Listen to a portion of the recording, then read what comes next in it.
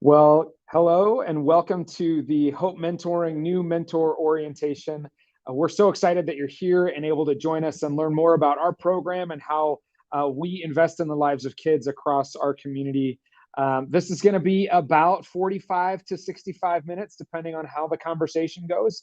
And we just want you to know that every minute of it is worth it. Every bit of this content is worth hearing. It's important for you to know what we're up to, and it's actually part of the requirements of our training as we invest in and create relationships with students. So we just want you to be well equipped as you head into this time, and we're excited that you're with us and able to join us.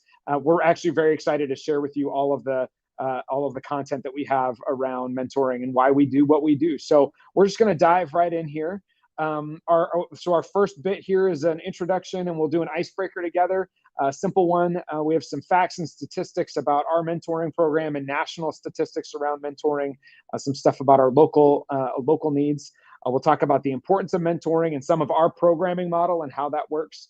And then we'll do some boundaries training, and we'll talk around some of the specific boundaries that we set around training and why we set those boundaries. And then later we'll have some time around different district policies and procedures. And there may be an opportunity for you to ask questions via email at the end of all of this. So that's our roadmap for this morning. And we're going to jump in here with a video.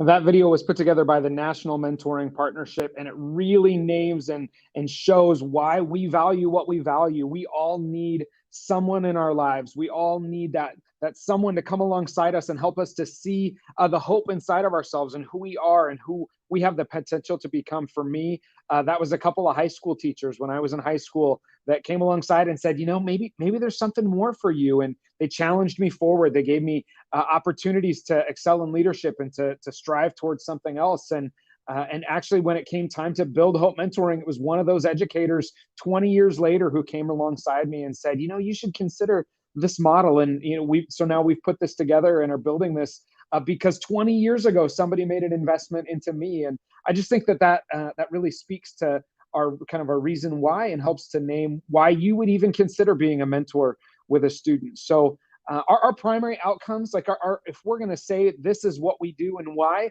we want to be resilience builders. We want to train you and to encourage you to help build resilience in the lives of students. And resilience is the capacity to recover quickly from difficulties, the capacity to recover quickly from difficulties. And we help to build resilience by showing up, by being consistent, by being empathetic and sitting alongside people, and specifically in this relationship, students, and helping them to feel and know that they're cared for and that they can.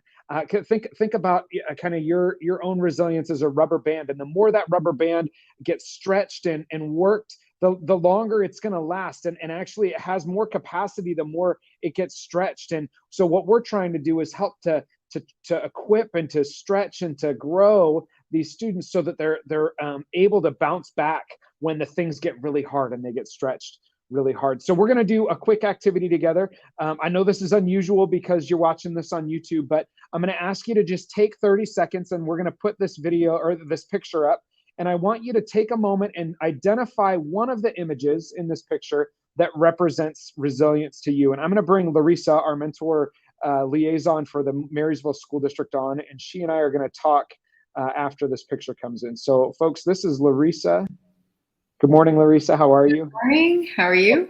I'm good. And this is our image. So remember, resilience is the capacity to recover quickly from difficulties. Take 30 seconds and identify one of these pictures that represents resilience to you.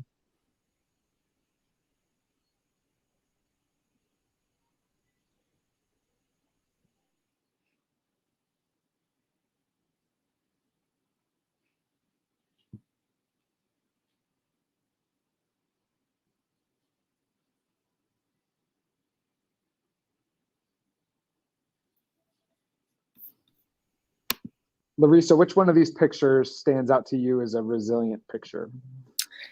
So the one that stands out to me is the little girl hugging the teddy bear. And that is because I've worked child welfare for so long. And when I see children still be able to have a sense of joy despite trauma or difficult things they've experienced, that is a very good example of resilience to me. Powerful. For me, it's the image in the top right corner, the picture of the waves crashing against that thing. And, I don't know how long that's been standing, but I know how long those waves have been crashing. And just knowing that it is built into that, it is strongholded, and knowing that somebody had the foresight to build a foundation around that would help it to last. That just is standing out this morning as a resilient image to me. And again, for me, I feel like looking at your image now, I fully agree. Like students having something and someone to lean into and to support them, and to just something to fall back into that helps them to know that there's more, and they're safe and it's okay. I really love that picture. Is there another image, or do you identify with my image at all, or is there another image on there that represents resilience to you? Well, with your image, especially hearing about the waves crashing, because they've just been crashing forever. And so that, and then also the ferns, I think it's ferns maybe on that tree. Just their ability to grow onto something that looks sort of dead, because that looks like it's in a burnt forest or a forest that's burned. So it's probably new growth out of death. So I love that. Yeah, I just love that picture of like everything was burned down, but it's coming back. And that reality of like, even in the hardest moments, there's still hope and there's still possibility, and we can come back from those things. And I think far too often, so often in the stories that I hear from people about when they came back from challenging times, it was because of relationships and community that they felt the strength to be able to come through that. And folks that had disasters in their homes or had broken relationships in their families, but there was a friend or there was a neighbor or there was a teacher, somebody showed up in their life and helped them to feel like there was tomorrow, there was future. So super powerful. Thanks for coming on, Larissa. We'll see you again in a bit. So why mentoring? Research confirms that quality mentoring relationships have powerful positive effects on young people in a variety of personal, academic, and professional situations. Ultimately, mentoring connects a young person to personal growth and development and social and economic opportunity. And we invest in students not because we want them to get great jobs or because we want them to go to college or we want them to make $1 million. Those are all great outcomes of having quality mentors, but ultimately we want students to feel success in personal, academic, and professional situations long term. And success is identified in lots of different ways. And so we really engage these things so that students can feel cared for. There's some regional data that I'm going to share with you that's kind of shocking, but that information really helps to frame why we do what we do. So Oprah Winfrey said a long time ago, a mentor is someone who allows you to see the hope inside yourself. And that's what we're calling you all to be about. That's what we're calling our mentors to be about. It's not to help them to get into college or to get a job, or, I mean, again, all those things are great, but what we really want is we want them to see and be seen, that forward is possible for them, and that they can be just about anything that they want to set their mind to, and encourage them forward in those things, and also to sit with them in the hard moments. So this is the data that I was talking about. Currently in Snohomish County, 1 in 3 students feel that there's no adult listening to them in their lives. And that data came from the 2018 Healthy Youth Survey. That test is taken by 6th, 8th, 10th, and 12th graders in all of the schools in Washington State. And the challenge that I have now, and the challenge we have, is looking at the newest data, 2021 Healthy Youth Survey, and recognizing that in this COVID environment, students have been isolated and they're feeling more lost now than ever. So I'm actually a little bit anxious to see what the new data shows. But at this point, it's 36.5% of students naming that there's no coach, no teacher, no parent, no neighbor, nobody that they feel is listening to them in their lives. And so that's why we're reaching out to you. That's why we're hopeful for our mentors, because that's one more person in the life of a student that can show up and be a caring and listening individual in their lives. Students with mentors are 130% more likely to hold leadership positions than a student without a mentor. That's a student going to be an ASB representative in their school, a student becoming a school board member after they've graduated, a student becoming maybe a member of their city council or their county council. They're 130% more likely to be the boss in their employment situation because they've had a mentoring relationship. And that's just profound. And then the most recent data on the return on investment for mentoring is 28 to 1. And so what I want you to do is just grab a calculator real quick. I'm going to do it on my side. And you don't have to do this if you don't want to, but I'd love it if you would. So we're going to estimate a value of your hour, and we're just going to assume that you are worth way more than what you actually get paid. So we're going to say that you're worth $150 an hour. And some of you may be feeling like you're worth $1 million an hour, but let's deflate our ego for a moment. Me too. We're going to say that we're worth $150 an hour. And we're going to say that you invest, we're going to say 42 hours a year into mentoring. So we're going to assume that you invest at least 42 weeks out of the year with your mentor. So $150 times 42 is $6,300. So your physical, tangible investment, your kind of in-kind investment into your student would be $6,300. However, the return on investment on that money is actually 28 to 1. So we'll multiply your 6,800 by 28, and you're actually investing $176,400 into the community, into our city government. That service is not being drawn on. That service is not being taken from in the state and federal dollars. That's community dollars not being used. You're actually investing $176,400. Now, let's just assume that there are 35 mentors in the city of Marysville working with students in the Marysville program alone. That's a $6.174 million investment because 35 people give 42 hours out of the year to invest in their student. I don't know about you, but that feels incredible. I love it. And I want to continue to grow our programs and share this information with folks because it just small, like little incremental but consistent investments into students pay huge dividends across our communities. And we want to continue to grow that around our region. We want students to feel cared for, and we want to make an economic impact as well. Now, our training model utilizes two different kind of lenses, LASIKs, for how we invest in students. The models are the developmental assets and the developmental relationships. The developmental assets model is based off of these 40 different key components of how students both perceive themselves and also how they're challenged by outside forces, external and internal assets. And you can see them on the screen now. Our external assets are support, empowerment, boundaries and expectations, constructive use of time.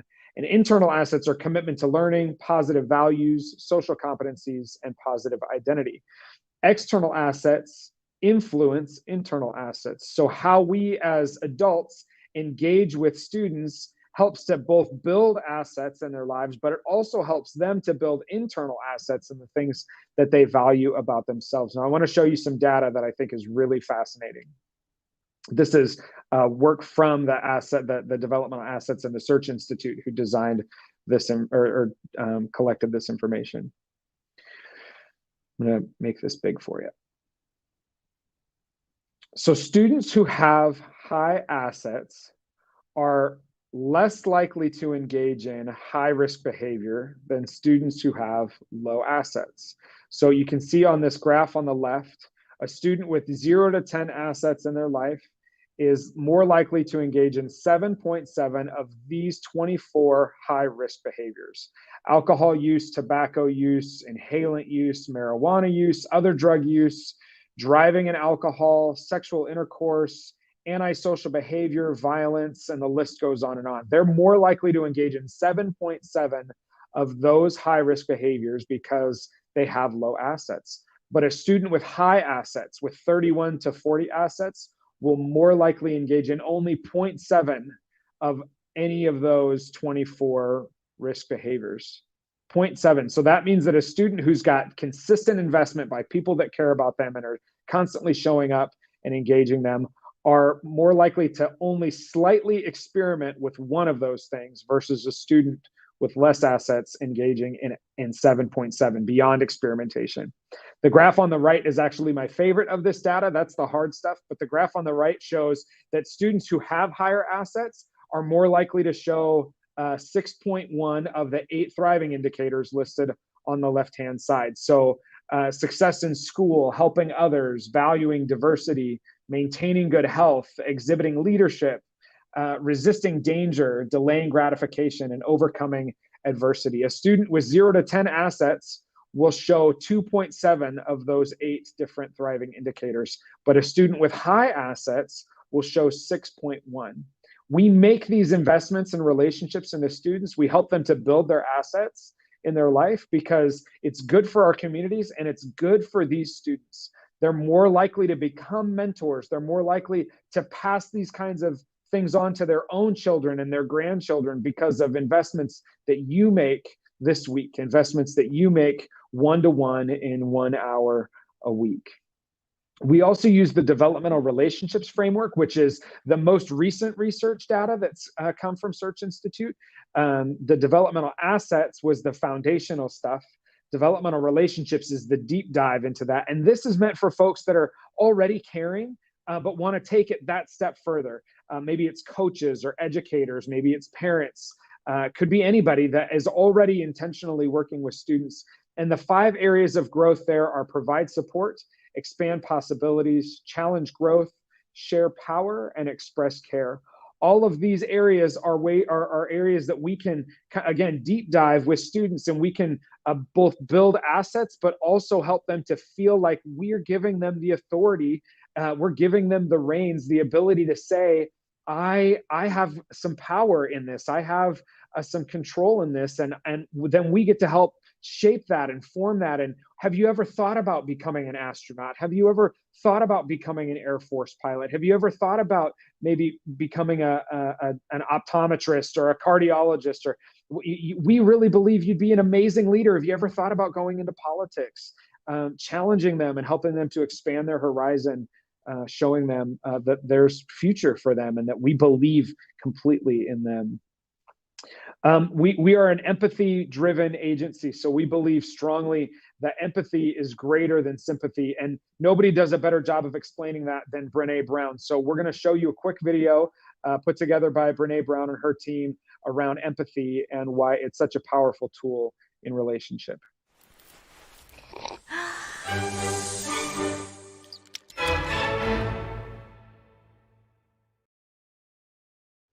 So what is empathy, and why is it very different than sympathy? Empathy fuels connection. Sympathy drives disconnection. Empathy, it's very interesting. Teresa Wiseman is a nursing scholar who studied professions, very diverse professions where empathy is relevant, and came up with 4 qualities of empathy. Perspective taking, the ability to take the perspective of another person or recognize their perspective as their truth. Staying out of judgment, not easy when you enjoy it as much as most of us do. Recognizing emotion in other people and then communicating that. Empathy is feeling with people. And to me, I always think of empathy as this kind of sacred space when someone's kind of in a deep hole and they shout out from the bottom and they say, I'm stuck, it's dark, I'm overwhelmed. And then we look and we say, hey, you can climb down. I know what it's like down here, and you're not alone. Sympathy is, ooh, it's bad, no, you want a sandwich? Empathy is a choice, and it's a vulnerable choice, because in order to connect with you, I have to connect with something in myself that knows that feeling. Rarely, if ever, does an empathic response begin with at least. And we do it all the time. Because you know what? Someone just shared something with us that's incredibly painful, and we're trying to silver lining it. I don't think that's a verb, but I'm using it as one. We're trying to put the silver lining around it. So, I had a miscarriage. Oh, at least you know you can get pregnant. I think my marriage is falling apart. At least you have a marriage. John's getting kicked out of school. At least Sarah is an A student. But one of the things we do sometimes in the face of very difficult conversations is we try to make things better. If I share something with you that's very difficult, I'd rather you say, I don't even know what to say right now, I'm just so glad you told me. Because the truth is, rarely can a response make something better. What makes something better is connection.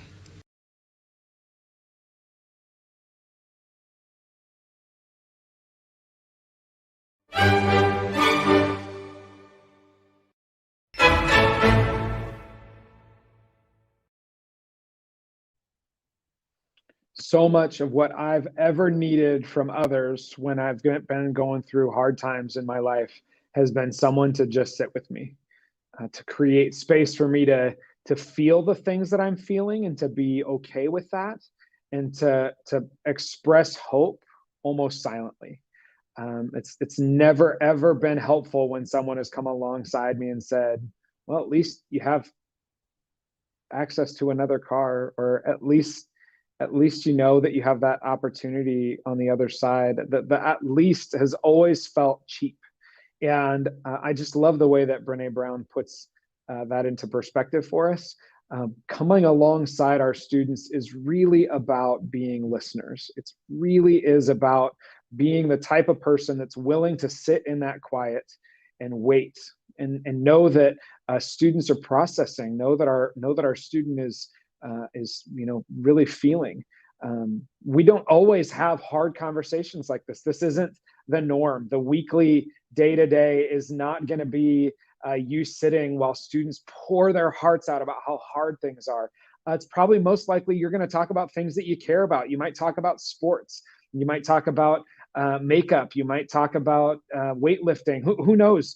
Anything that you might care about, we're going to match you with a student that cares about that too. And so you might talk about that on and on and on for 8, 10, 12, 14 weeks. And then something happens. And you've built 8, 10, 12, 14 weeks of trust to be able to sit empathetically with your student, and they feel felt, they feel cared for and heard by you in those moments because you took the time to again build that space for them. This is our model. The Hope Mentoring model is very intentionally designed.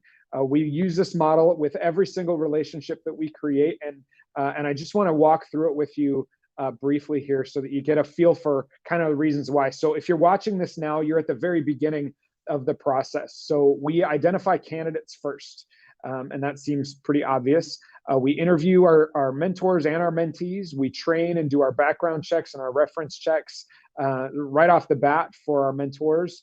When we're doing our interview with you, we're actually also doing interviews with students in a very similar way, because we're trying to gather information that helps us to match the relationship. So we want to know, what are your likes? What are your dislikes? What are the things that get you excited in your life? Where were hardships in your life? How did things hurt when you were a teenager or a child? What are some things that you've overcome in your life? And then we use all of those markers to match you with a student who might have similar markers. And again, that's where fireworks really start to happen, because you care about the same kinds of things, or you've come through or are going through the same kinds of things. The next step in the process is mentor equipping, which is where we're sitting right now. We have a boundaries and expectations training, a relationships dynamics training. You're on our new mentor orientation training right now. All of this is meant to help to equip you and to get you kind of oriented and situated for what our expectations are for you and how you engage with students. Again, we're looking to create safe spaces for kids, safe spaces for our mentees and for our mentors. So that's where all of that comes in. And then relationship formation is the next part of the phase. It takes a while to get to that. But once we've gotten to know you, we've gotten to know our mentee candidates, and we have an opportunity to get you trained well and equipped well, then we start to do our matching. And that's where you get to meet with your students. You get to start to build some bonds and form your relationships. The beginning of that phase is always an intentional opt-out. So the first 2 weeks of matching, our students have the opportunity to say, I just don't know if that's going to work for me. I don't know if that person is going to connect well with me, or even just that was awkward. Like, it felt weird. We didn't talk very much, and it just felt like it was forced. And every time we match at the beginning, we allow them the chance to say those things, not because we want them to criticize their relationship, but we want them to feel heard and seen. And if we mess that up at the beginning, we won't be able to gain their trust back later. So we build these moments in so that we can continue, maybe match them a second time if it just doesn't work at the beginning, at the first time. Once all of that has happened, if things are just clicking well and everything's working, you have lots to talk about, and the relationship just feels like it's naturally formed, we call the next phase the good stuff. It's our weekly meetings. You meet weekly with your students in partnership with your mentor coordinator, your mentor liaison. You'll define which times and dates work best to meet with your students, and you'll just show up every week and connect. And again, you'll talk about all kinds of things, things that matter to you, things that are hard for you, hope for the future, things that might be coming down the pike. And we call that the resilient snowball. We believe that resilience builds and is cumulative. And so as that snowball rolls, it gets bigger and bigger, and the student just feels heard and seen. And again, it just starts to bolster and build them up. And we love this phase of the journey for our mentors and our mentees. And then at the end of every year and at the end of every relationship, it's called match closure. And so we pause for summer. We actually take a break. We start usually around the middle to the end of May, and we break for the season. And that's just a way to set good boundaries and also to allow the student the ability to take their finals and to close out the year in their academics well. And again, that pause is intentional.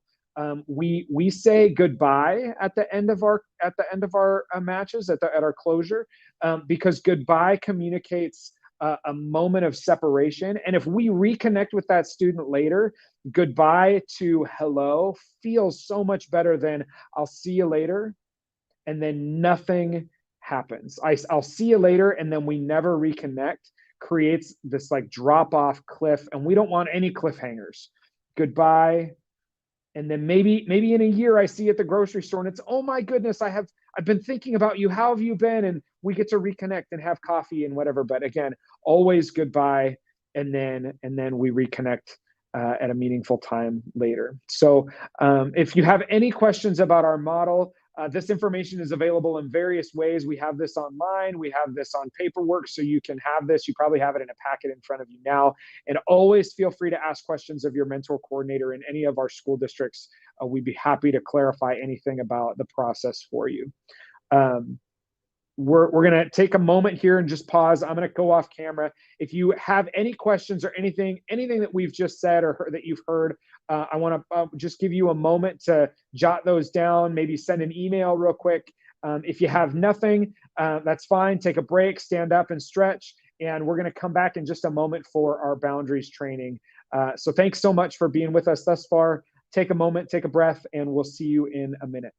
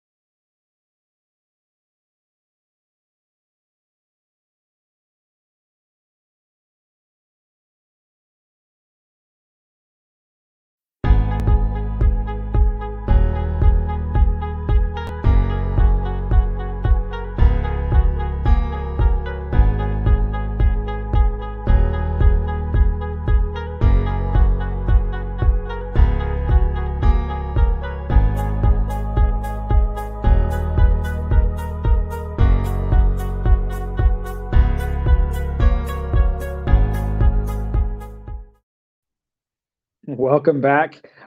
If you just got up and ate a brownie and you're still chewing, the good news is that this is not a Zoom call and no one can see you. So keep chewing your brownie and just listen while I talk. I love this format and the ability for you to be able to get up and move and stretch and listen as we go. So the next phase of this training is our boundaries and expectations training. We set good boundaries in our mentoring model because of safety reasons. We want students to feel safe, but we also want our mentors to always feel safe and like they're well protected in their work. So there's going to be some time here where Larissa and I will dialogue, and I'm going to bring her on the call here momentarily, but we're just going to dive right in with our kind of format for how we're going to do this. So the definition of boundaries is a line determining the limits of something. How much of this is okay? And so we're going to talk through what making a case for good boundaries looks like and what boundaries development is, where boundaries are needed, maintaining good boundaries. And I'm going to do a simple boundaries activity with y'all, and then managing changes in boundaries and what that can look like, because we also know relationships, they change and they grow, and what do changes look like in those boundaries. So again, a line determining the limits of something. How much of this is okay? That's what boundaries are. So making a case for good boundaries. where is the line in all of this? Policy creates clarity. So when we define something, when you have a policy manual or something in front of you that one of our coordinators is giving you around our school districts, that policy helps to create clarity. If the water's murky, if the boundaries aren't clear or the rules aren't clear, you might just try something just to see how that works, and you might break a boundary that you didn't realize was there. We want to make sure that you understand exactly where those fences are, because where relationships become blurry, boundaries give mentor matches safe and clear form to practice within. Again, just setting you up well for success in your relationship. And then boundaries also bring values clarity. So we know that there are lots of things that matter when individuals come into these relationships, and for each of us, how we understand and what we value most in our relationships is different. So my reason why might be different than yours, or might be different than Larissa's. And so what matters most? Relational depth, student resourcing, mentor satisfaction, mentee success. Any of those things are amazing, right? We want relational depth. We want student resources being offered. We want satisfaction in our mentors, and we want our mentees to be successful. So none of those actually matters most, but think about if one of those were to matter like way, way, way more to you, you might drive fully toward that thing and tip the scales and break a boundary. If you're in this because you want to feel good about you, mentor satisfaction is the reason why you're doing this, and you constantly show up putting in for your sake, you might break a boundary around how you're supposed to show up and care for your student. You might actually harm more than help, because you're only there to serve number one instead of being there to serve who's actually number one in the relationship, and that's the relationship itself.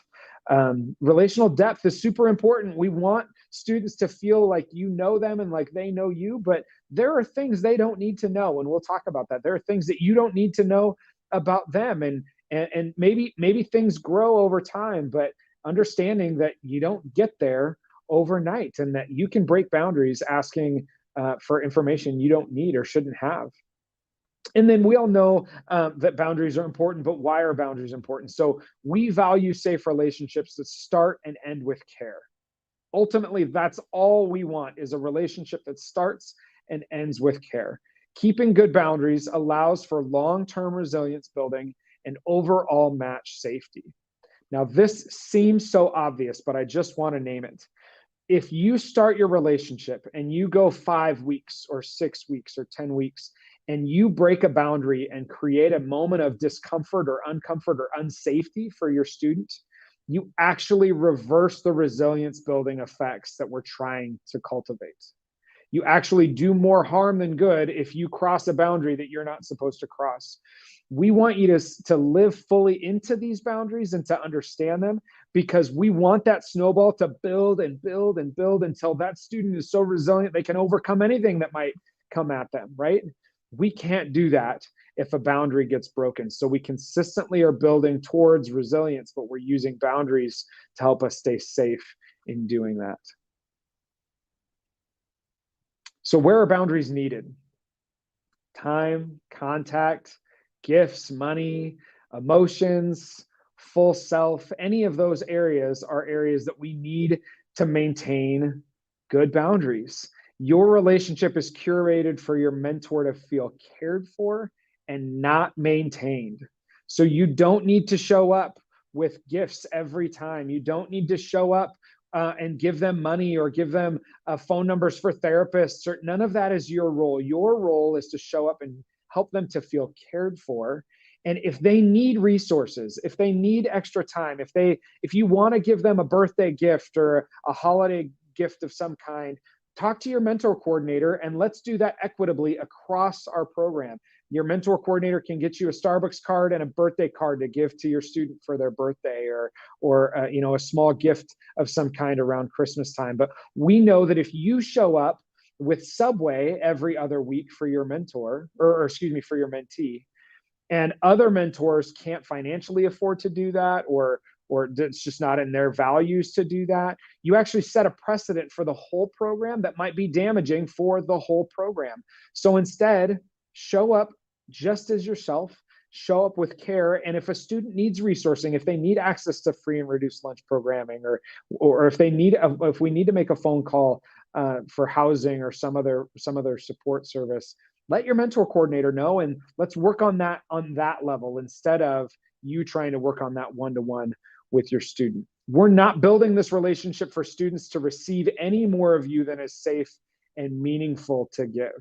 And that is very much about you and serving your boundaries as well. We don't want you to feel like you're overcommitting, because you might give one thing and then that snowballs into expectation of your mentee that you're going to show up every time with that thing. And some of us can't afford to bring coffee to every single meeting. So we just don't do that.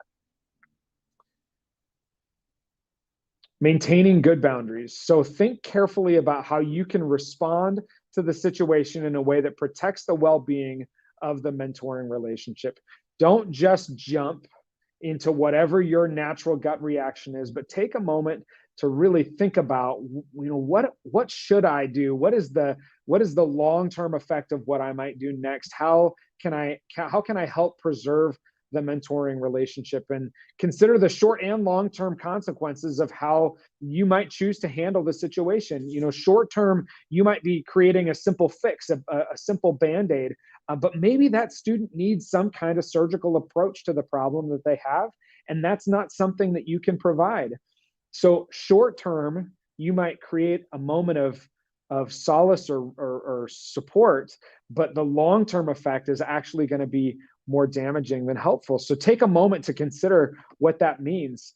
Communicate from a place of personal honesty. So saying to a student, I just don't feel comfortable answering that question, or that's something that I don't normally share with other people. That's something I keep inside my family dynamic. Or you don't have to open up and share everything just because you're asked a question. But also communicate from an honest place around things that you do feel comfortable sharing about. You don't have to fabricate stories in order to make your mentor or mentee feel better. Live fully into yourself, but also identify where are your boundaries around what you're comfortable sharing.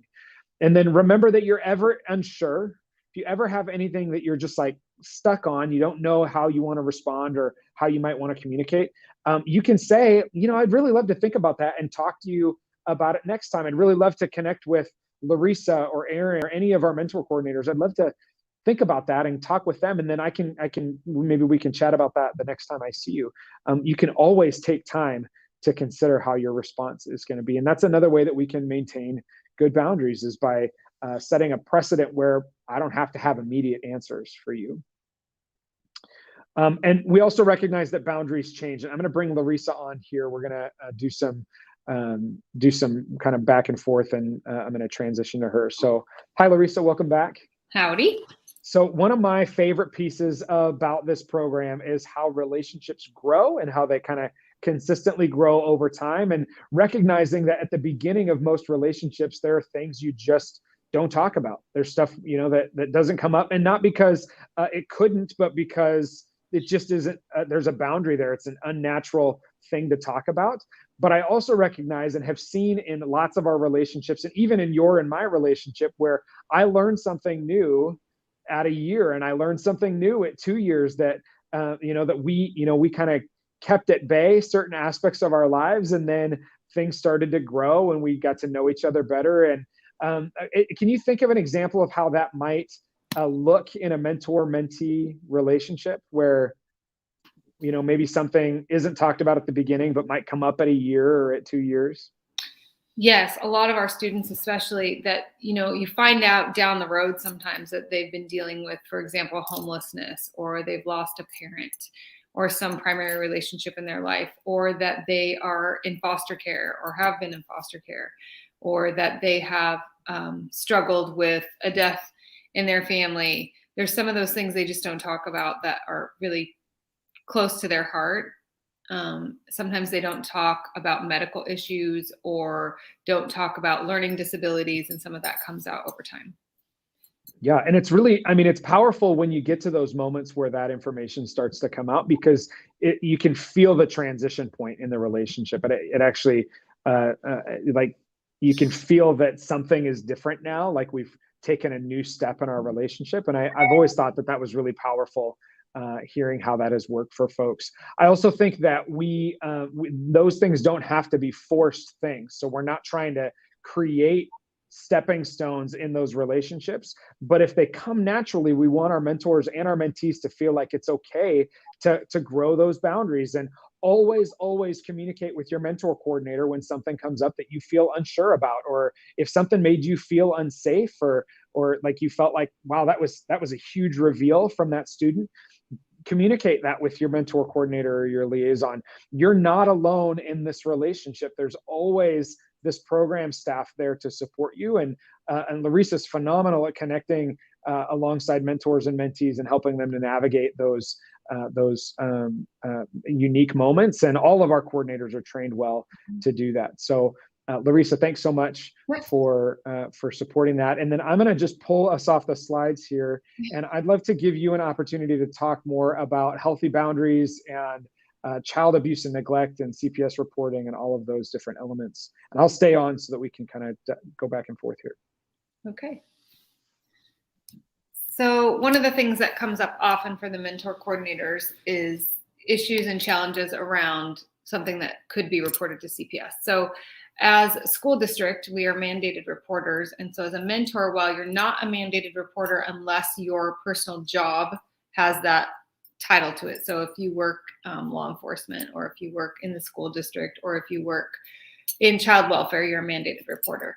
However, we don't expect you to have to file those reports yourself. So if something comes up that you're concerned about, you're not sure about, then definitely contact your mentor coordinator or liaison first to talk through that. And we can either help you through that process and make those calls for you, or we can just talk you through with the social worker as you go through that piece. And then we can also come back into the relationship with the kiddo and sit with you through those conversations. And one of the important things is with the kids, we help you in the very beginning, in the initial conversations where you're meeting your mentee student.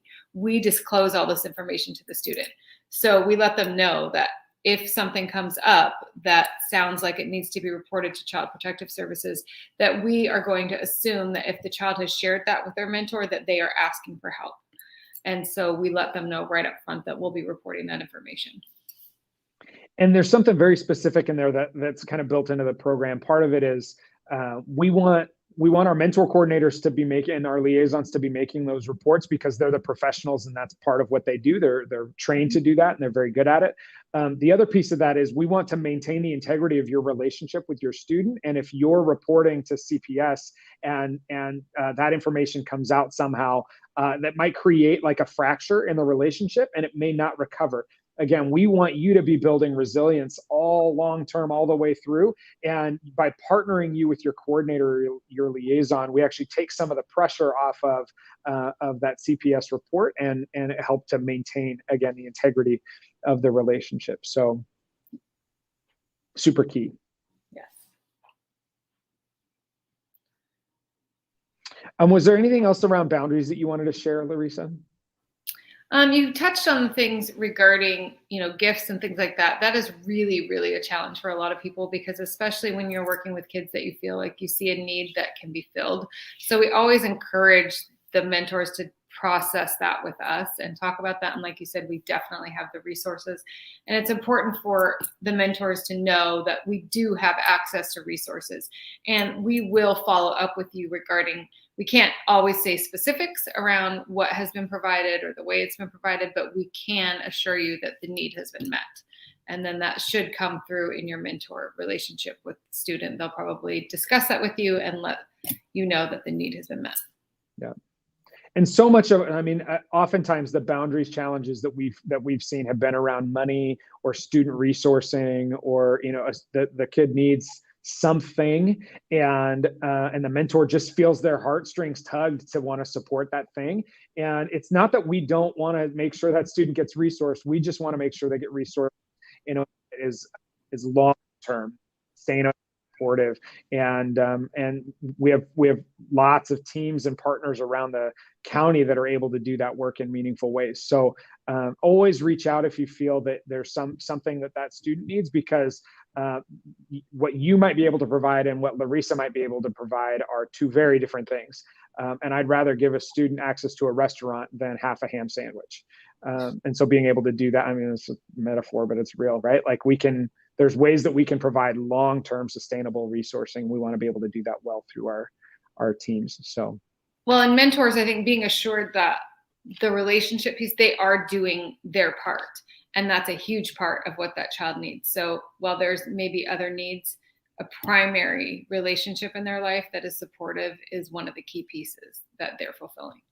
Truly, again, 1 in 3 students naming that no adult is listening to them in their lives. At least that's how they feel. This is a huge component of supporting students. And we're just so grateful for you and your willingness to be a part of this work and to come onto this training with us today. Again, from our team at Link Northwest and all of our partners in Lakewood, Marysville, Granite Falls, and Everett, we're so glad to have you in this training and glad to be onboarding you into this program. I'm excited to see how you invest and how students' lives get shaped and changed. And again, thanks so much for being with us. And thanks, Larissa, for joining us this morning and working through this content with us. Thanks. Love it. Yep. Have a great one, everybody. Bye-bye.